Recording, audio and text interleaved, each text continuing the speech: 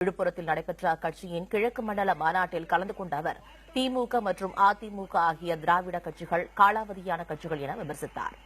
பாட்டாளி மக்கள் கட்சிக்கு வாய்ப்பு அளித்தால் 50 ஆண்டுகளில் திராவிட கட்சிகளால் செய்ய முடிந்ததை விட 5 ஆண்டுகளில் தமிழகத்தை முன்னேற்ற முடியும் என தெரிவித்தார்.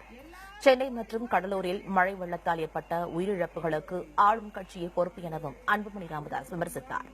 கூட்டத்தில் இறுதியாக உரையாற்றிய பாட்டாளி மக்கள் கட்சி நிறுவனர் ராமதாஸ், தமிழகத்தின் வளர்ச்சிக்காக தமது கட்சி 14 நிழல் நிதி அறிக்கைகளை தயாரித்து வெளியிட்டுள்ளதாக பெருமிதம் தெரிவித்தார்.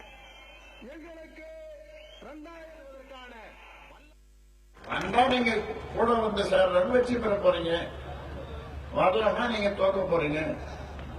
ஏன்னா வெற்றி நான் சொன்ன மாதிரி 100 இடத்துல போன மாசமே சொன்னேன், ஜனவரியில டிசம்பர்ல தேர்தல் வந்தாலும் 100 இடத்துல நாங்க ஜெயிப்போம்னு சொல்லி, இப்ப 100, 105, 110, 120, 130 எண்ணிக்கை கூடிக்கினே போகுது. இப்போ 50 ஆண்டுகள் சாதாரண ஆண்டுகள் கிடையாது, அரை நூற்றாண்டு.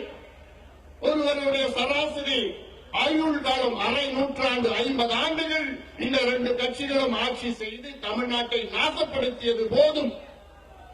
இன்றைய தேவை மாற்றம் வேண்டும். மாற்றத்தை நீங்கள் கொடுங்கள், முன்னேற்றத்தை இந்த அன்புமணி கொடுப்பார் உங்களுக்கு.